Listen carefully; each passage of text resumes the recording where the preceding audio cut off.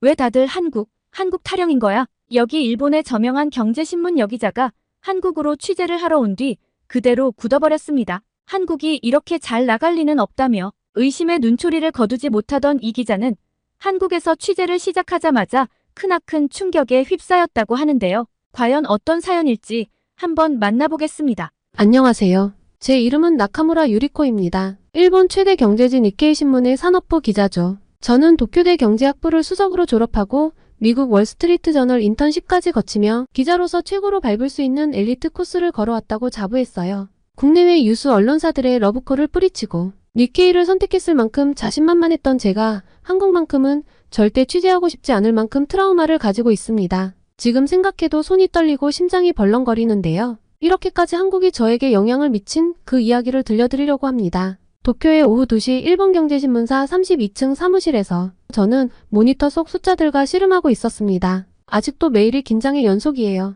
손목시계로 마감 시간을 확인하며 초조하게 키보드를 두드리고 있을 때였죠. 나카무라 씨, 잠시 시간 있으신가요? 시마다 부장의 갑작스러운 목소리에 저는 하던 일을 멈췄습니다. 평소 신입 기자들과는 눈도 마주치지 않으시던 분이었기에 가슴이 덜컥 내려앉았어요. 실수라도 한 걸까요? 아니면 제가 쓴 기사의 문제라도? 부장님의 책상으로 향하는 짧은 거리가 왠지 길게 느껴졌습니다. 선배들의 시선이 등 뒤로 꽂히는 것 같았어요. 까만 정장 치마를 매만지며 심호흡을 했죠. 시마다 부장의 책상 위에는 두꺼운 영문 보고서가 놓여 있었습니다. 글로벌 R&D 2024라는 제목이 선명했어요. 미국의 브루킹스 연구소에서 발간한 최신 보고서였습니다. 이 자료 한번 보시죠. 특히 24페이지를 주목해주세요. 24페이지를 펼치자마자 저는 숨이 멈췄습니다. 전 세계 R&D 투자 순위가 시각화된 그래프가 눈앞에 있었어요. 1위 미국, 2위 중국, 3위 독일, 4위 일본, 그리고 의에 한국이라는 글자가 선명했죠. 프랑스와 영국 같은 전통적인 선진국들을 제치고 달성한 성과였습니다.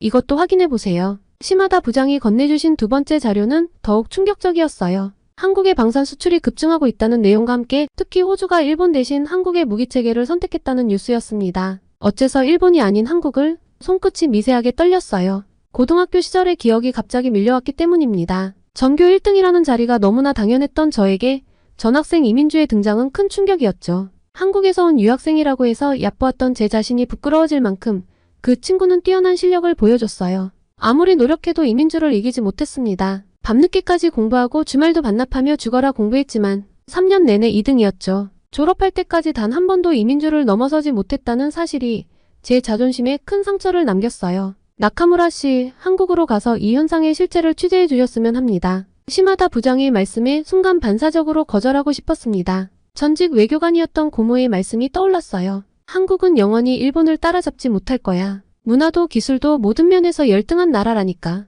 어린 시절부터 고모의 영향으로 한국을 열등한 나라로 여기는 편견이 제 안에 깊이 자리 잡고 있기도 했어요. 혹시 다른 선배 기자분께서 젊은 시각으로 새롭게 바라볼 필요가 있습니다. 나카무라 씨가 가장 적임자예요. 특히 신세대의 관점에서 한국의 급부상을 분석해 주셨으면 해요. 사무실로 돌아온 저는 한동안 멍하니 앉아 있었습니다. 컴퓨터 화면에 비친 제 모습이 흐릿하게 보였어요. 한류 열풍도 그저 일시적인 연예산업의 성공 정도로만 평가절하했던 제가 이제는 직접 한국으로 가서 취재를 해야 한다니. 이민주. 저도 모르게 그 이름이 입술 사이로 새어나왔죠. 고등학교 3년 내내 단 한 번도 이기지 못했던 그 친구, 아무리 노력해도 극복할 수 없었던 그 차이, 그리고 그로 인해 생긴 한국에 대한 설명할 수 없는 반감이 가슴 한켠에서 꿈틀거렸습니다. 저는 보고서를 다시 펼쳐보았어요. 차트와 그래프들이 가리키는 방향은 모두 같았습니다. 한국이 무섭게 성장하고 있다는 사실이었죠. 하지만 저는 여전히 의심스러웠어요. 분명 어딘가에 허점이 있을 거야. 이번에야말로. 다음날 아침 저는 평소보다 2시간 일찍 출근했습니다. 한국에 대한 기존 보도자료들을 찾아보며 꼼꼼히 메모했어요. 취재 계획을 세우면서도 마음 한켠에서는 불편한 감정이 자리 잡고 있었죠. 과연 이런 나라를 취재할 가치가 있을까? 하는 의구심이 떠나지 않았습니다. 책상 위 달력에 동그라미를 치며 출국일을 표시했어요. 일주일 후면 한국으로 떠나야 합니다. 깊은 숨을 들이마시며 창밖으로 시선을 돌렸죠. 이번 취재가 제 커리어의 큰 전환점이 될 것이라는 예감이 들었기 때문입니다. 동시에 이상한 불안감도 느껴졌어요. 마치 고등학교 시절 이민주가 처음 마주쳤을 때처럼요. 시간이 흘러 한국으로 갈 날이 왔습니다. 나리타 공항에서 비행기에 오르는 순간부터 불편한 마음을 감출 수 없었습니다. 과연 이런 나라를 취재할 가치가 있을까? 하는 의구심이 가득했어요. 비행기 안에서도 취재 계획서를 보면서 한숨만 나왔죠. 그런데 옆자리에 서양인 승객이 제 노트북 화면을 힐끗 보더니 말을 걸어왔습니다. 한국 취재하러 가시나요? 저도 BBC 소속 기자인데 최근 한국의 급성장에 대한 특집 기사를 준비하고 있어요. 아, 그러시군요. 특히 R&D 분야의 성장이 놀랍더라고요. 프랑스 출신인 제가 보기에도 정말 대단한 성과예요. 저는 애매한 미소로 대화를 마무리했습니다. 세계 각국의 언론이 한국을 주목하고 있다는 사실이 더욱 불편하게 느껴졌어요. 인천공항에 도착했을 때 처음 든 생각은 멋지다 였지만 이내 마음을 고쳐잡았습니다. 아주 현대적이고 화려한 시설들, 반짝이는 디지털 스크린들은 공항 방문객들의 시선을 사로잡았지만 저는 전시용일 뿐일 거라 생각하며 애써 외면했습니다. 그렇게 입국장을 빠져나오는데 독일어, 프랑스어, 영어가 뒤섞인 기자들의 대화가 들렸습니다. 다들 한국의 성장에 대해 취재하러 온 것 같았어요. 이렇게 많은 나라가 한국을 주목한다고? 뭔가 이상해. 그리고 공항철도를 타고 서울로 향하는 동안 창밖 풍경을 지켜봤습니다. 번듯한 아파트들과 깔끔한 도로, 세련된 도시 경관이 눈에 들어왔죠. 하지만 전 여전히 의심스러웠어요. 어차피 겉모습일 뿐이야. 분명 속은 비어있을 거야. 첫 취재지인 R&D 연구센터에 도착하자 김 차장이라는 분이 로비에서 저를 맞이했습니다. 나카무라 씨, 오늘은 독일 GDF, 프랑스 르몬드 취재팀도 방문하시는 날이네요. 전 세계가 우리 기술력에 주목하고 있어서요. 순간 짜증이 났어요. 너무 자랑스럽게 말하는 것이 거슬렸죠. 하지만 곧이어 시작된 브리핑은 제 예상을 완전히 빗나가게 했습니다. 작년 해외 특허 출원 2,800건, 전년 대비 연구 생산성 37% 증가, 글로벌 탑10 연구기관 선정. 구체적인 숫자와 데이터가 쏟아질 때마다 제 안의 의심이 조금씩 흔들렸어요. 특히 한국이 프랑스와 영국 같은 전통적 선진국들을 제치고 R&D 투자 세계 5위를 기록했다는 사실은 충격적이었습니다. 이게 가능한 건가요? 인구도 적고 영토도 작은 나라가 말이죠. 제 질문에 김 차장은 자신감 넘치는 미소를 지었습니다. 나라의 크기가 중요한가요? 열정과 집중력 그리고 효율성이 더 중요하거든요. 그 말을 듣는 순간 고등학교 시절 이민주의 모습이 떠올랐습니다. 이민주도 늘 그랬죠. 혼자 남아 공부하고 쉬는 시간도 반납하며 끊임없이 노력했었어요. 연구소 곳곳을 둘러보면서도 허점을 찾으려 애썼습니다. 최첨단 장비들과 체계적인 시스템은 분명 인상적이었지만 제 편견은 쉽게 무너지지 않았어요. 이런 첨단 장비들 전부 수입한 거죠? 아니요, 상당수가 국산입니다. 특히 이 장비는 저희가 자체 개발한 겁니다. 설명을 들을수록 불편했습니다. 마치 고등학교 시절 이민주의 시험 성적이 저보다 높게 나올 때마다 느꼈던 그 불편함이요. 인정하고 싶지 않았던 현실이 눈앞에 있었습니다. 저는 취재를 마치고 나오며 더 세밀한 취재를 결심했어요. 이번에는 반드시 한국의 허점을 찾아내고 말겠어. 고등학교 시절 이민주에게 한 번도 이기지 못했던 것처럼 또다시 패배를 인정하고 싶지 않았기 때문입니다. 호텔로 돌아오는 택시 안에서 오늘 취재한 내용을 정리했습니다. 화려한 서울의 야경이 창밖으로 흘러갔지만 저는 일부러 보지 않으려 했어요. 마치 이민주의 성적표를 외면했던 것처럼 아직은 인정하고 싶지 않았습니다. 이 도시의 실체를 그리고 제 안의 편견이 조금씩 흔들리고 있다는 사실을요. 꼭 허점을 찾아내겠다 마음먹었죠. 다음날 아침 일찍 창원에 있는 방산업체를 찾았습니다. 정문에서 보안 검색을 받으면서도 여전히 의구심이 가득했어요. 뭐 얼마나 대단하길래. 나카무라 씨, 저희 K9 자주포 생산라인부터 보여드리겠습니다. 박 실장의 안내를 받아 들어선 생산동은 제 예상을 완전히 뒤엎었습니다. 축구장 3개 크기의 공간에 첨단 자동화 설비들이 가득했어요. 정교한 로봇 팔들이 거대한 포신을 다루는 모습이 인상적이었습니다. 저기 보이는 게 호주 수출용 K9 썬더입니다. 30대 9천억 원 규모죠. 순간 귀를 의심했어요. 9천억이요? 네. 그리고 저쪽은 인도 수출용 생산 라인입니다. 현재 100대 계약 완료, 200대 추가 도입을 논의 중이에요. 박 실장의 설명이 이어졌습니다. 특히 주목할 점은 저희 K9의 생산 효율성입니다. 독일의 PGH2000과 비교해서 30% 저렴한 가격에 동등 이상의 성능을 보장하거든요. 그리고 생산 라인을 걸으며 놀라운 광경을 목격했어요. 각 공정마다 젊은 엔지니어들이 태블릿 PC로 품질을 체크하고 실시간으로 데이터를 공유하는 모습이 인상적이었습니다. 최근 5년간 방산 수출이 177% 증가했다고 들었는데 비결이 뭔가요? 박 실장은 잠시 생각하더니 대답했어요. 치열한 경쟁이 저희를 성장시켰죠. 내수 시장이 작다 보니 처음부터 세계 시장을 겨냥할 수밖에 없었거든요. 옆에서 젊은 연구원이 말을 보탰습니다. 작년에 저희가 영국 BAE 시스템과 경쟁했을 때였죠. 상대는 150년 전통을 내세웠지만 저희는 기술력과 가격 경쟁력으로 승부했어요. 테스트 센터로 이동하는 길에 충격적인 소식을 들었습니다. 폴란드, 이집트, 노르웨이 등 세계 각국에서 구매 문의가 쇄도하고 있다는 거예요. 곧 이탈리아, 영국, 독일을 제치고 세계 3위 방산 수출국이 될 겁니다. 그 말을 듣는 순간 저는 또다시 이민주와 경쟁했던 기억으로 빠져들었습니다. 고등학교 때 이민주가 전국 수학경시대회에서 1등했다고 했을 때의 그 충격이 다시 느껴졌죠. 저는 더 객관적인 설명이 필요하다고 생각했어요. 그건 바로 일본인 학자의 시각이 필요한 순간이었습니다. 오후에 서울대학교 군사학과의 다나카 교수와의 미팅을 잡고 급히 서울로 올라왔습니다. 20년간 한일 방위산업을 연구해온 일본인 교수라고 해서 기대가 컸어요. 교수님, 한국의 방산 성장이 정말 실체가 있는 걸까요? 저는 제발 아니길 바라며 간절한 눈으로 교수님을 보고 있었습니다. 다나카 교수는 쓴웃음을 지었습니다. 처음에는 저도 믿기 힘들었어요. 도쿄대에서 군사학을 가르칠 때만 해도 한국을 그저 개발도상국 정도로 여겼으니까요. 그런데 무엇이 달라졌나요? 결정적인 계기가 있었죠. 5년 전 호주 방산 장비 전시회에서였어요. 일본 업체들이 자신만만하게 준비해간 장비들이 한국 제품과 비교되는 순간 우리의 자만심이 여지없이 무너지는 걸 봤습니다. 저는 속으로 탄식했습니다. 다나카 교수는 책상 서랍에서 자료 하나를 꺼냈어요. 보세요. 같은 성능의 장비를 한국은 30% 저렴한 가격에 생산해요. 기술력은 이미 대등하죠. 차이는 여기에 있습니다. 어떤 차이일까요? 일본은 내수시장에 안주했어요. 미국의 보호 아래 경쟁을 잊었죠. 반면 한국은 처음부터 세계시장에서 치열하게 싸워야 했습니다. 그 과정에서 원가 절감, 기술 혁신, 품질 향상, 모든 면에서 성장했어요. 교수는 잠시 창밖을 바라보더니 말을 이었습니다. 더 충격적인 건 연구개발 속도예요. 일본이 5년 걸려 개발하는 시스템을 한국은 2년 만에 완성합니다. 의사결정이 빠르고 젊은 인재들의 도전 정신이 넘쳐요. 네? 하지만 일본에도 우수한 엔지니어들이. 맞습니다. 하지만 우리는 기존의 성공에 취해 있었어요. 미쓰비시, 가와사키, 대기업들이 정부 발주에만 의존하다 보니 혁신의 동기가 사라졌죠. 반면 한국의 방산업체들은 생존을 위해 끊임없이 진화해야 했습니다. 다나카 교수의 목소리에 안타까움이 묻어났어요. 우리는 우산 속에서 안주하다 비가 그친 것도 모르고 있었던 겁니다. 세계는 이미 변했는데 일본만 제자리에 멈춰 있었죠. 그렇다면 앞으로는 한국이 곧 세계 3위 방산 수출국이 될 겁니다. 이미 영국, 프랑스와 어깨를 나란히 하고 있어요.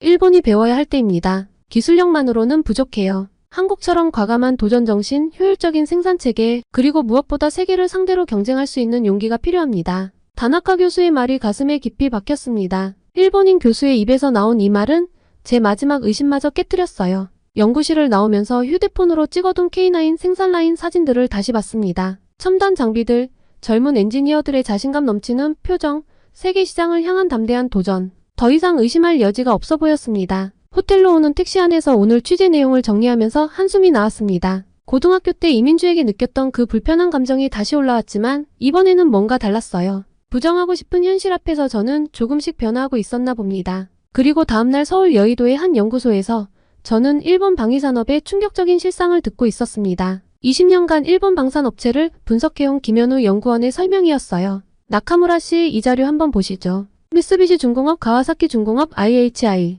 이 기업들의 공통점이 뭔지 아세요? 김 연구원이 보여주는 도표는 충격적이었습니다. 일본의 주요 방산업체들이 정부 보호 아래 각자의 영역을 나눠 갖고 있다는 거예요. 예를 들어 미쓰비시는 전차, 가와사키는 함정, IHI는 미사일. 이렇게 제품별로 미리 할당이 되어 있습니다. 경쟁이 없으니 혁신도 없죠. 그게 정말인가요? 직접 확인해 보시죠. 여기 미쓰비시 중공업의 지난 10년간 특허 출원 건수예요. 한국의 같은 분야 기업과 비교하면 도표를 보며 저는 충격에 빠졌습니다. 특허 출원 건수가 한국의 3분의 1 수준이었어요. 더 놀라운 것은 신규 기술 개발 비율이었죠. 대부분이 기존 기술의 개량에 그쳤다고 해요. 다음날 찾아간 국방연구원에서 만난 오태식 박사는 더 구체적인 분석을 들려줬습니다. 일본의 방산업체들은 수의계약에 익숙해져 있어요. 경쟁 입찰, 원가 절감, 그런 건 생각도 안 해요. 정부가 정해준 가격에 맞춰 납품만 하면 되니까요. 그래서 호주가 우리를 선택한 겁니다. 옆자리에 박준영 연구원이 말을 이었어요. 같은 성능의 장비를 우리는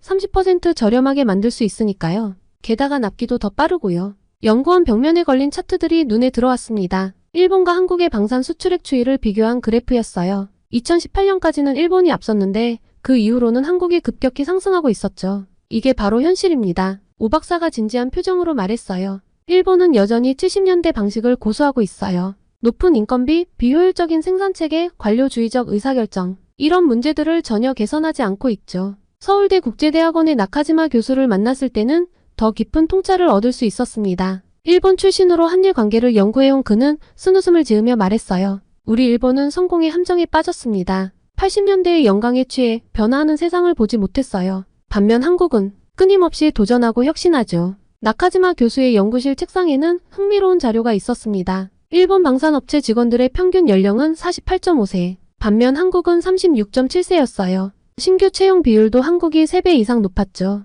젊은 인재들이 없어요. 다들 안정적인 내수 시장만 바라보니 도전적인 젊은이들이 매력을 못 느끼는 거죠. 저는 착잡함을 느끼며 다음 취재지인 한국국방기술원의 심포지엄에 참석했습니다. 일본 방위성 출신의 다나카 고문이 충격적인 발언을 했어요. 우리는 이미 게임에서 졌습니다. 한국은 글로벌 시장을 보고 달리는데 우리는 여전히 국내 시장만 바라보고 있어요. 이대로라면 5년 내에 기술 격차가 더 벌어질 겁니다. 그리고 전 서울 마포구의 한 카페에서 마지막 인터뷰를 진행했습니다. 일본 방산업체에서 20년 일하다 한국으로 이직한 야마모토 부장의 이야기는 가슴에 깊이 박혔어요. 더 이상 일본에서는 희망이 안 보였습니다. 매년 예산만 축소되고 새로운 시도는 환영받지 못하고, 반면 한국은 달라요. 실패를 두려워하지 않고 계속 도전하죠. 모든 취재를 마무리한 후 저는 저녁 한강변을 걸으며 생각에 잠겼습니다. 반짝이는 도시의 불빛들이 마치 한국의 성장을 상징하는 것 같았어요. 그 시절 이민주에게 느꼈던 그 패배감이 이제는 국가적 차원으로 다가오고 있었습니다. 하지만 이번에는 부정할 수 없는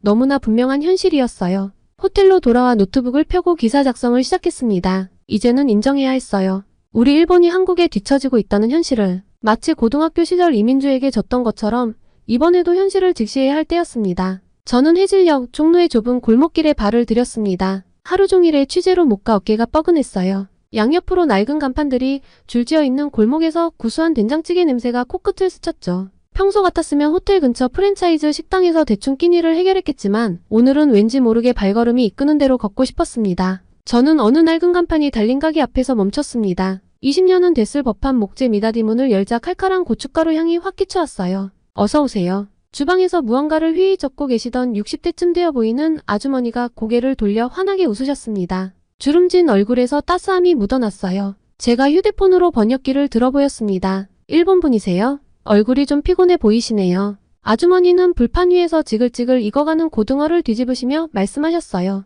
오늘 특별히 만든 북엇국이 있어요. 한번 드셔보실래요? 낡은 테이블과 의자 군데군데 바른 벽지. 하지만 묘하게 정감이 가는 공간이었습니다. 아주머니는 재빨리 테이블을 닦으시고는 김이 모락모락 나는 보리차부터 내오셨어요. 서비스예요. 요즘 날씨가 쌀쌀해졌잖아요. 곧이어 나온 북엇국은 기대 이상이었습니다. 시원하면서도 깊은 맛이 혀끝에 감돌았어요. 옆에 놓인 10가지도 넘는 밑반찬들은 하나하나가 정성이 깃들어 있었죠. 저는 빨리 한국말로 번역을 했습니다. 아주머니, 이 김치 정말 맛있어요. 그래요? 어제 담근 건데 다행이네요. 여기 겉절이도 한번 드셔보세요. 새로 담갔어요. 식사하는 내내 아주머니는 수시로 제 상태를 살피시며 밥을 더 담아주셨습니다. 일본에서는 상상할 수 없는 친근함이었죠. 마치 오랫동안 굶주렸던 마음이 따뜻해지는 기분이었습니다. 계산을 하려는데 아주머니가 작은 유리병을 내미셨어요. 이따가 호텔 가서 드세요. 직접 담근 대추차예요. 단골들만 챙겨드리는데 특별히 아가씨도 주고 싶어요. 요새 환절기라 감기 조심하셔야 해요. 저는 가슴이 따뜻해졌습니다. 한국에 와서 처음으로 느낀 정이었어요. 저는 연신 감사하다는 인사와 함께 식당을 나섰습니다. 어느새 하늘은 짙은 남색으로 물들어 있었어요. 서울의 밤거리를 걸으며 휴대폰으로 메모를 정리하려는 순간 화면이 꺼져버렸어요. 이런, 배터리가 완전히 방전된 겁니다. 당황한 마음에 주변을 둘러보니 낯선 건물들 뿐이었어요. 호텔 이름은 알지만 정확한 위치가 떠오르지 않았습니다. 초조한 마음의 발걸음을 서두르다 보니 더욱 길을 잃어버린 것 같았어요. 눈물이 왈칵 쏟아질 것 같았죠. 저기, 혹시 도움이 필요하신가요? 어두워진 거리에서 불쑥 들린 목소리에 흠칫 놀랐습니다. 하지만 가로등 아래 서 있는 청년의 모습은 왠지 신뢰가 갔습니다. 단정한 옷차림에 친절한 미소를 띤 그는 자신을 박은수라고 소개했습니다. 그는 서툴지만 일본어로 말을 했어요. 일본으로 워킹홀리데이를 잠시 온 적이 있다고 했었습니다. 이건 정말 행운이었어요. 제 폰으로 도와드릴게요. 호텔 이름은 아시죠? 은수 씨의 스마트폰 화면에서는 놀라운 일들이 벌어졌습니다.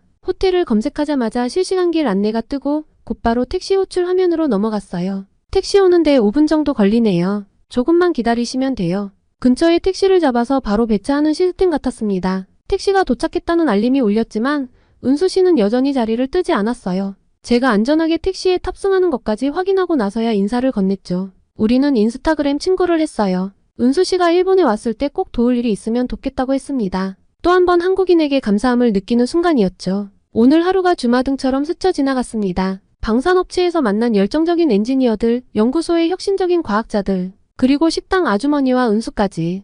이들에게서 본 것은 단순한 기술력이 아닌 그 이상의 무엇이었어요. 호텔방에 도착해서 아주머니가 주신 대추차를 마시며 생각에 잠겼습니다. 이제야 알 것 같았습니다. 이민주의 뛰어남은 단순한 노력의 결과가 아니었어요. 그 안에는 따뜻한 인간미와 끊임없는 도전 정신이 조화롭게 어우러져 있었던 거죠. 밤늦게까지 노트북에 오늘의 취재를 정리하면서 새로운 통찰을 얻었습니다. 한국의 진정한 경쟁력은 첨단 기술과 따뜻한 정이 자연스럽게 공존하는 데 있었던 거예요. 그리고 그 비밀을 오늘 하루 동안 저는 온전히 체험한 것 같았습니다. 그렇게 도쿄로 돌아온 지 일주일 만에 연재 기사가 실렸습니다. 한국의 저력, 우리가 모르는 이웃의 성장이란 제목의 기사는 신문 3면을 차지했고 웹사이트 메인에도 실렸어요. 편집부에서는 제가 쓴 원고를 거의 그대로 실어주었죠. 젊은 시각으로 본 새로운 발견이라며 오히려 더 과감하게 표현하라고 격려해 주셨어요. 하지만 기사가 나가자마자 상황은 심각했습니다. 신문사 웹사이트 댓글창에는 1시간 만에 3,000개가 넘는 댓글이 달렸어요. 대부분이 매국노 한국에 매수당했다는 악성 댓글이었죠. 특히 충격적이었던 건 이런 기자는 일본 언론사에서 쫓아내야 한다는 댓글이 무려 8,000개의 좋아요를 받았다는 거예요. 어떻게 우리나라 기자가 이런 기사를, 한국의 기술력이 우리를 앞섰다니 말도 안 되는 소리.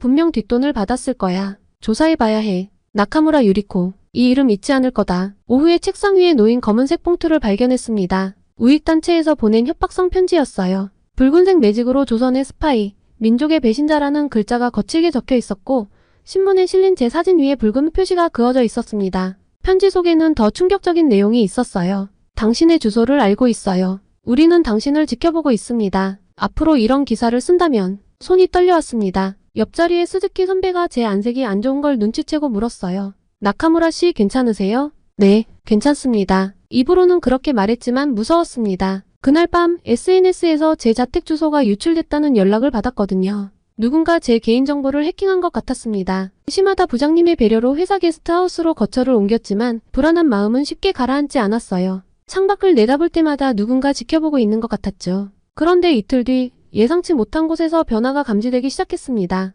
K-팝을 좋아하는 팬들이 모이는 온라인 커뮤니티에서였어요. 평소 K-팝과 한국 드라마를 좋아하던 한 대학생이 제 기사와 테러당한 댓글들을 정리하여 긴 글을 올렸더군요. 여러분, 우리가 좋아하는 한국 문화만 봐도 알 수 있지 않나요? 한국은 이미 많은 면에서 우리를 앞서가고 있어요. 아이돌 퍼포먼스 퀄리티, 드라마의 영상미, 이런 게 어떻게 가능했는지 이제야 조금 이해가 돼요. 사실 전 K-팝만 좋아했는데 나카무라 기자님의 기사를 읽고 한국의 진짜 모습을 알게 된 것 같아요. 그 글에 젊은 독자들의 호응이 이어졌습니다. 맞아요. 저도 처음엔 그냥 K-팝만 좋아했는데 점점 한국의 다른 것들도 눈에 들어오기 시작했어요. 기술도 서비스도. 한국 화장품 회사 인턴십 하면서 느꼈어요. 우리가 많이 뒤처져 있다는 걸. 우리가 그동안 너무 우물안개구리였던 것 같아요. 이웃 나라를 제대로 보려고도 안 했죠. 특히 인상 깊었던 건 한 엔지니어의 댓글이었어요. 저는 한국 기업과 협업한 경험이 있습니다. 그들의 빠른 의사결정과 효율적인 시스템을 보면서 많이 배웠어요. 나카무라 씨의 기사는 우리가 마주해야 할 현실을 정확히 짚어주었습니다. 하지만 여전히 비판의 목소리가 더 거셌습니다. 일본의 자존심을 팔아먹는 기사, 젊은 기자의 미숙한 판단, 댓글들도 끊이지 않았어요. 그러던 어느 날 한 통의 이메일을 받았습니다. 발신인을 보고 깜짝 놀랐습니다. 이민주였습니다. 유리코, 너의 기사 잘 읽었어. 고등학교 때는 서로 이해하지 못했지만 이제는 달라질 수 있을 것 같아. 다음에 한국에 오면 꼭 연락 줘. 눈시울이 뜨거워졌습니다. 창밖으로 보이는 도쿄의 밤하늘은 여전히 같은 별들로 빛나고 있었지만 제 마음속은 무언가가 크게 변화하고 있었어요. 한 달이 지나고 점차 상황이 달라지기 시작했습니다. 제 기사를 인용하며 일본의 현실을 냉정하게 바라보자는 토론이 온라인에서 활발해졌어요. 특히 20대를 중심으로 한 젊은 층에서 변화의 목소리가 커졌습니다. 회사에서도 변화가 감지됐어요. 시마다 부장님이 새로운 프로젝트를 제안하셨습니다. 나카무라 씨, 이번에는 한일 협력 성공 사례를 취재해보는 건 어떨까요? 서로의 장점을 배우며 함께 성장하는 사례들이 있을 텐데. 고개를 끄덕이며 생각했습니다. 이제는 경쟁자가 아닌 협력자로서 한국과 일본이 서로를 바라볼 때가 된 거죠. 마치 이민주와 제가 화해하고 서로를 이해하게 된 것처럼요. 노트북을 펴고 새로운 기사를 쓰기 시작했습니다. 새로운 시작, 한일 협력의 미래를 그리다. 창밖으로 떠오르는 태양을 바라보며 생각했어요. 이제 우리는 서로의 장점을 배우며 함께 발전할 수 있을 거예요. 그리고 그 여정의 첫걸음을 제가 내디딘 것 같아 가슴이 벅차올랐습니다. 여러분, 제가 쓴 긴 글을 끝까지 읽어주셔서 감사합니다. 처음에는 한국이라는 나라를 편견 어린 시선으로만 바라봤던 제가 취재를 통해 새로운 시각을 갖게 되었어요. 그리고 그 과정에서 고등학교 시절부터 가지고 있던 마음의 매듭도 풀 수 있었죠. 기사를 쓴 후 정말 힘든 시간도 있었지만 젊은 세대를 중심으로 조금씩 변화가 일어나는 걸 보며 희망을 느꼈습니다. 우리가 서로를 이해하고 배우려 노력한다면 분명 더 나은 미래를 만들어갈 수 있을 거예요. 저의 아픈 기억이었던 민주와 다시 연락하게 된 것처럼 한국과 일본도 서로를 더 이해하고 가까워질 수 있다고 믿습니다. 앞으로도 저는 두 나라의 다리 역할을 하는 기자가 되도록 노력할게요. 긴 이야기 들어주셔서 정말 감사합니다. 여러분. 한국이 노벨상을 돈 주고 샀다며 한국 문학은 일본의 발끝도 못 따라오는데 웬 노벨상? 한국 문학가 한강이 노벨상을 탄 것에 대해 일본과 중국에서 시위가 일어나고 있습니다. 그들은 한국이 돈으로 노벨위원회를 매수했다며 전 세계의 뉴스를 보도하고 있는데요. 일본의 저명한 문학평론가는 무라카미 하루키가 있는 한 한국에선 절대 이보다 우수한 작품이 나올 수 없다고 분노를 표출하고 있습니다. 어떤 사연인지 만나볼까요? 안녕하세요. 저는 도쿄에서 문학평론가로 활동하고 있는 타나카 케이스케입니다. 나이 48, 중년이라 불리는 나이지만 문학에 대한 열정만큼은 여전히 청년이라고 자부할 수 있죠. 특히 일본의 자랑스러운 위인인 무라카미 하루키의 작품을 대할 때면 말이에요. 이날도 저는 아침에 일어나 평소와 같이 커피를 내리며 하루를 시작했습니다. 오늘은 노벨상 수상이 있는 날이에요. 갑자기 들이닥친 긴장감에 창밖 도쿄의 분주한 거리를 바라보는데 왠지 모를 불안감이 스치더라고요. 휴대폰을 집어들었죠. 그리고 그 순간 제 세상이 무너져 내렸습니다. 한국 작가 한강 노벨 문학상 수상, 아시아 최초 한국 여성 작가 노벨상 수상. 믿을 수 없었어요. 눈을 비비고 다시 봤지만 헤드라인은 변함없었죠. 어떻게 이럴 수가, 일본이 아니라고? 한국? 말이 돼? 하다못해 중국 작가가 유력하다는 말도 있었는데 말입니다.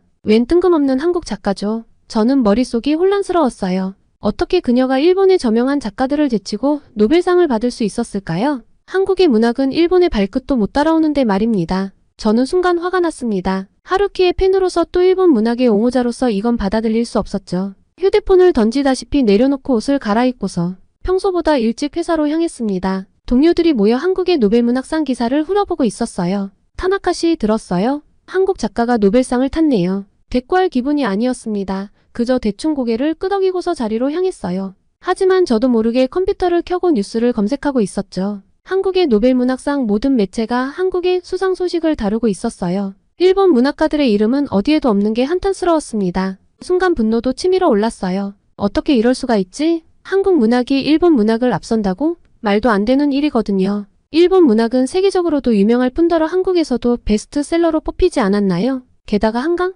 저는 그녀의 작품을 제대로 읽어본 적도 없는데 말입니다. 그때 동료들의 대화가 귓가에 들려왔어요. 한국 문학이 이렇게 대단했나? 아시아 최초의 한국 작가가 노벨상을 받다니 놀랍지 않아? 그들의 말에 귀를 막고 싶었습니다. 인정하고 싶지 않았어요. 점심시간에도 카페테리아에서도 한강 얘기뿐이었죠. 저는 구석에 앉아 음식을 씹었지만 아무 맛도 느껴지지 않았어요. 머릿속은 온통 무라카미 하루키와 한강, 그리고 한국의 노벨상으로 가득 찼습니다. 일본의 문학이 밀려난 것처럼 느껴져 괴로웠습니다. 저는 시간이 어떻게 흘러갔는지도 모를 정도로 멍해져 있었어요. 그런데 오후에 편집장이 저를 부르더라고요. 타나카 군, 한국 노벨문학상 수상에 대한 평론을 써주게. 자네가 우리 잡지의 주요 평론가 아닌가. 그 말에 가슴이 철렁 내려앉았습니다. 한국의 노벨상 수상에 대한 평론은 정말 죽어도 하기 싫었어요. 하지만 편집장님, 저는 한강의 작품을 잘 모를 뿐더러 한국 작가나 한국 작품에 대해 쓰고 싶지도 않습니다. 그래서 더 좋아 객관적인 시각으로 볼 수 있을 테니 한 주 뒤까지 원고를 부탁하네. 더 이상 거절을 할 수는 없었어요. 어쨌거나 이게 제 일이니까요. 하지만 마음은 무거웠습니다. 한국 작가에 대해 쓴다는 것 자체가 배신처럼 느껴져 괴로웠어요. 그렇게 자리로 돌아와 한강에 대해 검색하기 시작했습니다. 그녀의 작품 목록, 수상 경력, 인터뷰들을 읽으면 읽을수록 마음이 복잡해졌어요. 한국 문학의 작품성을 인정하고 싶지 않았지만 그녀의 이력은 무시할 수 없을 정도였죠. 글쎄요. 하루키의 작품과는 전혀 다른 분위기와 다른 주제를 저는 이해할 수 없었습니다. 어떻게 이런 작품이 노벨상을 받을 수 있는 거죠? 퇴근 시간에 책상 위 하루키의 책들을 바라봤어요. 그의 작품들을 읽으며 느꼈던 감동과 밤을 새워가며 썼던 평론들이 모든 게 무의미해진 것 같았습니다. 그리고 집으로 돌아가는 길에 저는 서점 앞을 지나다 발걸음을 멈췄어요. 한강의 책이 전면에 진열되어 있었거든요. 손이 저절로 뻗어갔지만 마지막 순간에 멈췄습니다. 아직은 받아들일 수 없었어요. 그렇게 집에 도착해 TV를 켰습니다. 뉴스에서는 여전히 한강 얘기뿐이었어요. 채널을 돌리고 또 돌렸지만 벗어날 수 없더라고요. 결국 TV를 끄고 침대에 누웠습니다. 저는 천장을 바라보며 생각에 잠겼어요. 제가 정말 문학을 사랑하는 건지 아니면 그저 하루키라는 우상을 숭배하고 있었던 건지. 그 생각이 가슴을 옥죄었습니다. SNS는 한강에 대한 찬사로 가득했죠. 짜증이 났지만 한편으로는 두려웠어요. 제가 뒤처지고 있는 건 아닐까? 세상이 변하고 있는데 저만 제자리에 멈춰 있는 건 아닐까? 눈을 감으며 한숨을 내쉬었습니다. 내일은 어떻게 해야 할까? 한강의 책을 사야 할까? 아니면 계속 무시해야 할까? 어떻게 해야 하루키에 대한 제 사랑을 지키면서도 문학평론가로서의 책임을 다할 수 있을지. 이런 혼란과 불안, 분노가 뒤섞인 채 저는 잠에 빠져들었습니다. 다음날 저는 책상에 앉아 컴퓨터를 켰습니다. 사실 내심 비판적인 리뷰를 쓸 계획을 세우고 있었어요. 이 작품이 정말 노벨상감일까?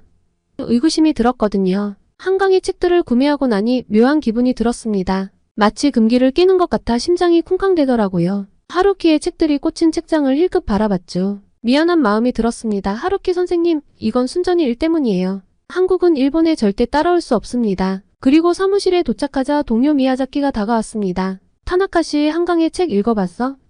고개를 저으며 대답했습니다. 아직 곧 읽어볼 거야. 미야자키의 눈에 흥미로운 빛이 스치며 빛났어요. 정말 대단해요. 나는 채식주의자를 읽고 충격받았어. 그 말에 과연 어떤 내용일까? 정말 노벨상을 받을 만한 걸까? 의심과 호기심이 뒤섞였습니다. 점심시간 책상 위로 배달된 채식주의자를 바라봤습니다. 결국 점심을 먹으며 책을 읽었어요. 오후 내내 일에 집중하려 했지만 자꾸 그녀의 책이 손에 잡혔습니다. 이상하게 끌리면서도 거부감이 들었달까요? 퇴근 후 집으로 돌아와 본격적으로 읽기 시작했습니다. 페이지를 넘길수록 묘한 매력을 느꼈고 저는 새벽 2시가 되어서야 책을 덮을 수 있었습니다. 머릿속이 복잡했죠. 이게 정말 노벨상 받은 작품인가? 하면서도 한편으론 인정하고 싶지 않은 감정이 들었어요. 저는 결국 채식주의자 리뷰를 쓰기 시작했습니다. 하지만 쉽지 않았어요. 비판하려 했던 마음과 달리 작품의 깊이에 대해 인정하고 싶은 마음이 들었습니다. 내적 갈등이 심해졌거든요. 처음 의도와는 다르게 꽤 긍정적인 평가가 되어 스스로 당황했습니다. 하지만 여전히 확신은 들지 않았죠. 이게 정말 제 솔직한 생각일까?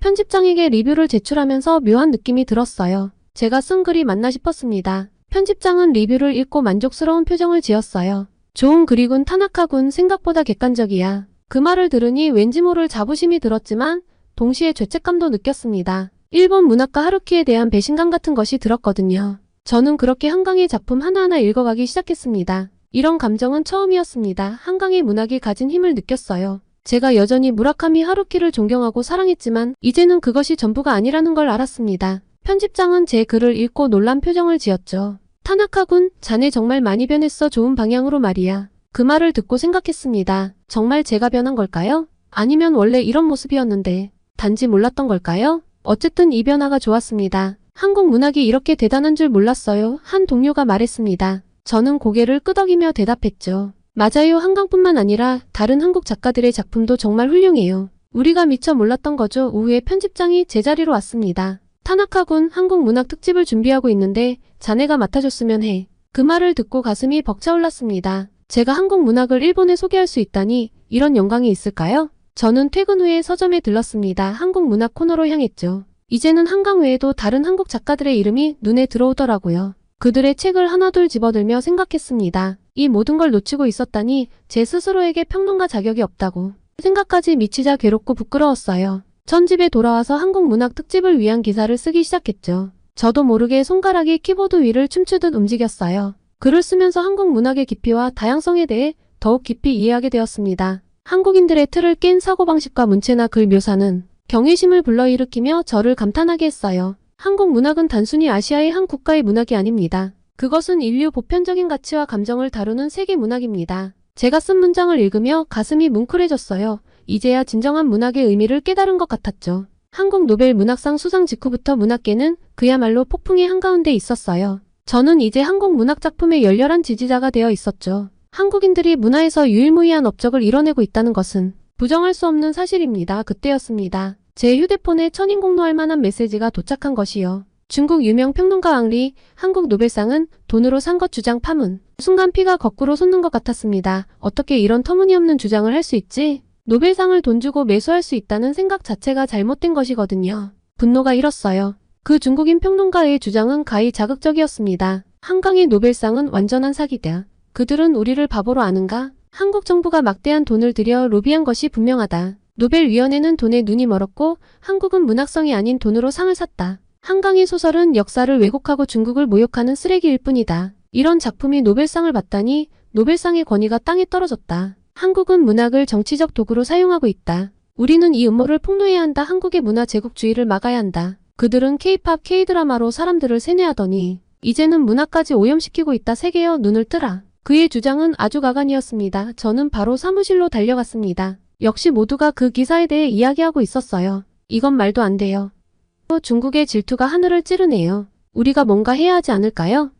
의견이 분분했습니다. 편집장이 저를 불렀습니다. 타나카 군 이 사태에 대해 어떻게 생각하나?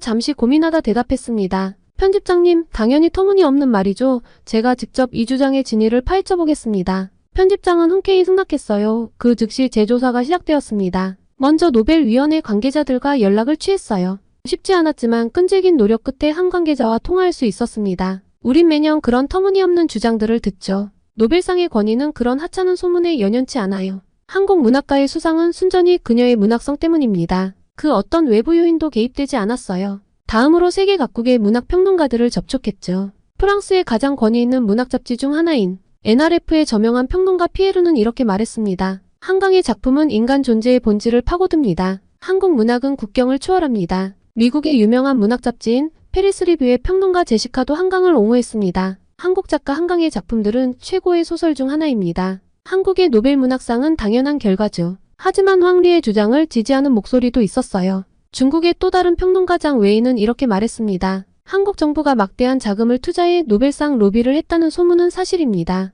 이는 조사해볼 가치가 있죠. 전혀 근거가 없는 말에 화가 났지만 객관성을 유지하려 노력했습니다. 모든 의견을 경청하고 기록했어요. 조사 끝에 저는 방대한 보고서를 작성했습니다. 결론은 명확했죠. 정해진 결과였지만 논리적으로 반박할 수 있었습니다. 한국의 노벨 문학상 수상은 순전히 한강의 문학적 업적 때문이에요. 그 어떤 금전적 거래나 정치적 로비의 흔적도 찾을 수 없었어요. 바로 보고서를 발표하자 문학계가 술렁였습니다. 많은 이들이 재조사 결과를 지지했고 한국에 대한 옹호의 목소리가 더욱 커졌어요. 하지만 황리는 물러서지 않았습니다. 그는 자신의 SNS에 이렇게 썼습니다. 타나카의 보고서는 편향되었다. 그는 한국 문학의 주구에 불과하다. 정말 웃기지도 않는 소리입니다. 제가 무라카미 하루키의 빠돌이이며 일본 문학을 찬양하는 제 지난 글들이 모든 것들을 증명할 수 있거든요. 그때 편집장이 왕리와 공개 토론을 해보는 것을 제안했습니다. 흔쾌히 수락했죠. 바로 열린 온라인 화상 회의실은 전 세계의 문학 팬들로 가득 찼습니다. 왕리가 먼저 입을 열었어요.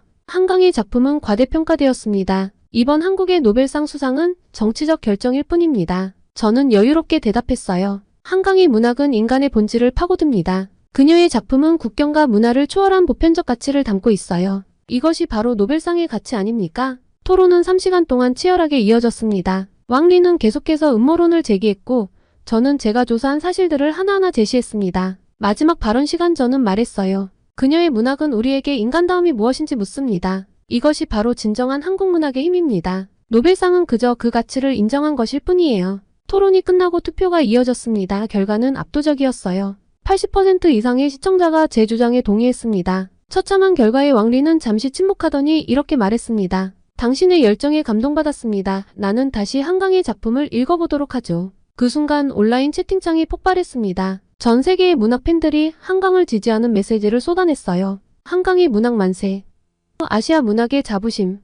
한국의 노벨상은 당연한 결과다. 왕리와의 격렬한 토론 이후 저는 깊은 안도감과 함께 묘한 흥분을 느꼈습니다. 한강의 문학성을 입증하는 데 성공했다는 기쁨도 컸지만 그보다 더 큰 변화가 일본 문학계에 일어나고 있음을 직감했어요. 다음날 아침 일본 최대 일간지에 제 기사가 실렸습니다. 한국 문학은 세계를 변화시킨다. 많은 이들이 호응했고 한국에 대한 관심이 폭발적으로 증가했어요. 서점에 갔더니 한강의 책이 베스트셀러 1위를 차지하고 있더군요. 그 옆으로 다른 한국 작가들의 책도 줄지어 있었죠. 집으로 돌아오는 길 하늘을 올려다봤습니다. 별들이 유난히 밝게 빛나고 있었습니다. 마치 한강의 문학처럼 우리의 영혼을 밝히는 빛 같았습니다. 다음날 아침 사무실로 향하는 지하철에서 주변을 둘러보니 여러 사람들이 한강의 책을 읽고 있었어요. 불과 몇 주 전만 해도 상상할 수 없었던 광경이었죠. 제 가슴이 뜨거워졌습니다. 사무실에 도착하자 동료들이 저를 둘러쌌습니다. 타나카 씨 정말 대단해요. 당신 덕분에 한국 문학의 진가를 알게 됐어요. 진정한 평론가이시네요. 그들의 눈빛에서 진심 어린 존경을 느낄 수 있었습니다. 그때 편집장이 저를 불러 말했어요. 타나카 군, 자네 덕분에 우리 잡지의 위상이 크게 올랐어. 한국 문학 특집을 기획하고 싶은데 자네가 총괄해 주었으면 해. 이 제안에 가슴이 벅차올랐습니다. 드디어 제가 꿈꾸던 일을 할 수 있게 된 거예요. 특집 기획을 시작하면서 일본 문학계 전반의 변화의 조짐이 보이기 시작했습니다. 여러 문학 평론가들이 한강의 작품을 분석하는 글을 발표하기 시작했고, 대학에서는 한국 현대 문학 강좌가 개설되었어요. 곧바로 도쿄에서 한국 문학의 밤 행사가 열렸습니다. 행사장은 발 디딜 틈 없이 붐볐고, 참석자들의 눈빛에서 한국 문학에 대한 진정한 관심과 애정을 읽을 수 있었어요. 한국의 문학은 단순히 한국의 이야기를 넘어 인류 보편의 가치를 다루고 있습니다. 한국인들의 작품을 통해 우리는 자신의 내면을 들여다보고 인간의 존엄성에 대해 생각하게 되죠. 제 발표가 끝난 후 한올로 문학평론가가 다가와 말했어요. 타나카 씨, 당신 덕분에 우리 일본 문학계가 새로운 시각을 갖게 되었소. 한국 문학에 대한 우리의 편견을 깨는 데 큰 역할을 해주었소. 이 말에 가슴이 뭉클해졌습니다. 제가 정말 의미 있는 일을 하고 있다는 확신이 들었습니다. 그러나 모든 것이 순탄했던 것은 아닙니다. 일부 보수적인 문인들은 여전히 한국 문학의 가치를 인정하지 않았고 일본 문학의 정체성을 잃게 될 것이라며 비판의 목소리를 높였거든요. 하지만 이러한 반발은 오히려 한국 문학에 대한 관심을 더욱 증폭시키는 결과를 낳게 되죠. 논쟁이 벌어질수록 더 많은 사람들이 한국 작품을 직접 읽어보고자 했고 그 과정에서 한국 문학의 깊이와 아름다움을 발견하게 되었어요. 어제 한 젊은 작가가 저를 찾아왔습니다. 타나카 선배님, 저는 한강의 작품에 깊은 영감을 받아 새로운 소설을 쓰기 시작했어요. 한국의 문학 기법을 일본의 정서와 결합해보려고 합니다. 이 말을 들으며 문학의 경계가 허물어지고 있음을 실감했어요. 한국 문학은 이제 일본 문학에 새로운 활력을 불어넣는 촉매제가 되고 있었습니다. 출판계에서도 변화가 일어나고 있다고 하더군요. 한국 문학 작품의 번역과 출판이 급증했고 한국어를 배우려는 사람들도 늘어났다고요. 서점에는 한국 문학 코너가 별도로 마련되었고 항상 많은 사람들로 붐빕니다. 한국이 이런 변화의 중심에 서 있다는 사실이 저를 압도했습니다. 한국 문학의 힘은 단순히 아름다운 문장이나 흥미로운 이야기에 있는 것이 아니라 인간의 마음을 움직이고 세상을 바라보는 시각을 바꾸는 데 특화되어 있죠. 이 깨달음을 바탕으로 저는 지금 한국 문학 새로운 지평을 열다라는 제목의 책을 쓰기 시작했어요. 이 책에서 저는 한강을 비롯한 여러 한국 작가들의 작품을 분석하고 그들의 문학이 어떻게 일본 문학계에 새로운 바람을 일으켰는지 서술하고자 합니다. 책이 출판되어 성공하면 저는 일본과 한국을 오가며 강연을 하고 싶군요. 강연을 통해 저는 양국의 문학이 서로 영향을 주고받으며 발전할 수 있다는 메시지를 전하고 싶습니다. 편집장이 저를 불러 말했습니다. 타나카-군, 자네를 우리 잡지의 아시아 문학 섹션 책임자로 임명하고 싶네. 한국 문학을 중점으로 각 아시아의 문학을 소개하는 역할을 맡아주게. 이 제안에 저는 주저없이 승낙했습니다. 이제 제 시야는 한국을 넘어 아시아 전체로 확장되고 있었거든요. 모두 한국이 영감을 준 덕분입니다. 저는 집으로 돌아와 책장을 바라보았습니다. 하루키의 책들과 한강의 책들이 나란히 꽂혀있는 모습이 눈에 들어왔습니다. 그 광경이 마치 제 인생의 여정을 보여주는 것 같았어요. 창밖을 바라보니 밤하늘의 별들이 반짝이고 있었습니다. 문득 한강의 소년이 온다의 한 구절이 떠올랐습니다. 우리는 별이 되어 다시 만날 거예요. 그래요. 문학은 우리를 별처럼 빛나게 하고 서로 다른 우리를 하나로 연결해주는 힘이 있어요. 이제 저는 그 빛나는 별들을 더 많은 사람들에게 보여주는 안내자가 되기로 했습니다. 한강으로 시작된 저의 여정은 이제 더 넓은 세계를 향해 나아가고자 합니다. 그리고 이 여정에서 저는 매일 새로운 감동과 깨달음을 얻고 있죠. 한국 고유의 문화는 저에게 행운을 가져다 주었어요. 저는 한국 문학 특집을 준비하면서 여러 한국 작가들과 인터뷰를 진행도 하고자 합니다. 한국인들과 인터뷰를 할 때면 종종 놀라곤 합니다. 그들은 타국에 열등감이 없죠. 오직 자신들과 자국의 발전만을 위해 싸웁니다. 한 한국인이 말하더군요. 문학은 국경을 초월하는 힘이 있어요. 한국의 작품들이 일본인들의 마음을 움직일 수 있다는 사실이 정말 기쁩니다. 이 말에 크게 공감했습니다. 문학은 정말 강력한 힘을 가지고 있었어요. 그것은 우리의 편견을 깨고 서로를 이해하게 만들었죠. 문학의 힘이 단순히 책을 읽는 것에 그치지 않고 새로운 길로 이어진다는 사실에 감동받았습니다. 한국의 인기가 높아지면서 일부에서는 우려의 목소리도 나오고 있어요. 일본 문화의 정체성이 흔들리는 것 아닌가? 이런 질문을 받을 때마다 저는 이렇게 대답했습니다. 문학의 본질은 인간의 보편적 가치를 탐구하는 것이죠. 한국 문학을 통해 우리는 우리 자신을 더 깊이 이해할 수 있게 되었어요. 이는 일본 문학의 발전에도 큰 도움이 될 것입니다. 그리고 저는 확신했습니다. 이 여정이 저를 그리고 우리 일본인들을 더 나은 곳으로 이끌어줄 것이라고. 한국 문화의 긍정적인 영향을 믿으며 저는 오늘도 펜을 듭니다. 한국인 시청자 여러분, 제 이야기를 들어주셔서 감사합니다. 저의 사연을 통해 한강의 문학 그리고 한국 문학의 세계를 탐험하는 동안 여러분도 많은 감동과 깨달음을 얻으셨기를 바고 있어요. 문학의 힘은 참으로 놀랍습니다. 그것은 우리의 시야를 넓히고 서로를 이해하게 만들며 때로는 우리 자신조차 몰랐던 내면의 목소리를 들려주니까요. 무라카미 하루키만 찬양하며 일본 문학의 우수성만을 고집했던 제가 이렇게 한국에 의해 달라진 변화처럼 모두 새로운 문학을 통해 성장하고 변화할 수 있습니다. 한국 노벨상 수상에 대한 전 세계의 관심과 열정이 이 이야기를 완성했네요. 각자의 마음속에 어떤 울림이 남았는지, 어떤 생각들이 피어났는지 궁금합니다. 댓글로 남겨주시면 제가 번역기를 돌리며 읽어보도록 할게요. 저의 이야기가 여러분의 일상에 작은 빛이 되었기를, 그리고 앞으로 더 다양한 문학 작품을 만나는 계기가 되었기를 바랍니다. 다시 한번 노벨 문학상 수상을 축하드립니다. 한국. 여러분의 삶에 언제나 여러분만의 훌륭한 문학이 있기를 바라며 제 사연은 여기까지입니다. 시청해주셔서 감사합니다.